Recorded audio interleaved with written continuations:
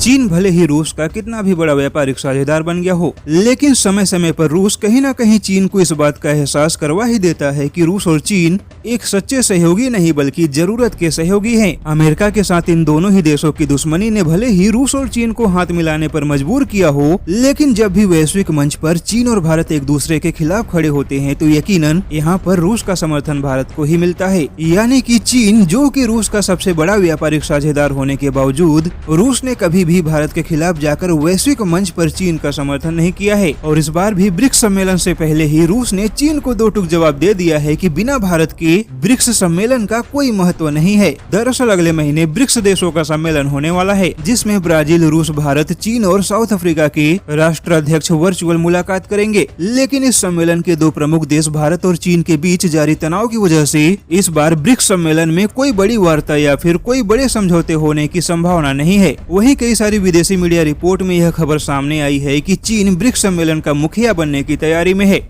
चीन इस मंच पर भारत के कद को छोटा करने के लिए साउथ अफ्रीका, रूस और ब्राजील को कुछ लुभावने प्रस्ताव देने की योजना बना रहा है। यानी कि चीन ब्रिक्स सम्मेलन में भारत के मुकाबले अपने आप को सबसे ज्यादा महत्वपूर्ण दिखाने की कोशिश करेगा, जिसे लेकर रूस ने दो टूक जवाब दे दिया है कि भले ही भारत ब्रिक्स मंच का संस्थापक न हो, लेकिन बिना भारत के ब्रिक्स सम्मेलन का कोई महत्व नहीं है। दरअसल ब्रिक्स सम्मेलन की शुरुआत चीन, रूस और ब्राजील ने की थी। उसके बाद भारत और साउथ अफ्रीका भी इसके सदस्य बन गए। हालांकि ब्रिक्स सम्मेलन से पहले ही ब्राजील ने भी चीन को बहुत बड़ा झटका देते हुए ऐलान कर दिया है कि वह चीन के किसी भी कोरोना वैक्सीन को नहीं खरीदेगा और चीन के साथ कई सारे व्यापारिक मुद्दों पर फिर से समीक्षा भी करेगा। ऐसे में ब्राजील की तरफ से चीन को यह संदेश है कि ब्रिक्स सम्मेलन में ब्राजील भी भारत के पक्ष में है और चीन का कोई भी लालच देने वाला प्रस्ताव काम नहीं आएगा। वैसे साउथ अफ्रीका ने ब्रिक्स सम्मेलन से पहले किसी भी तरह का कोई बयान नहीं दिया है, जबकि रूस और ब्राजील ने स्पष्ट कर दिया है कि चीन इस मंच का मुखिया नहीं बन सकता है।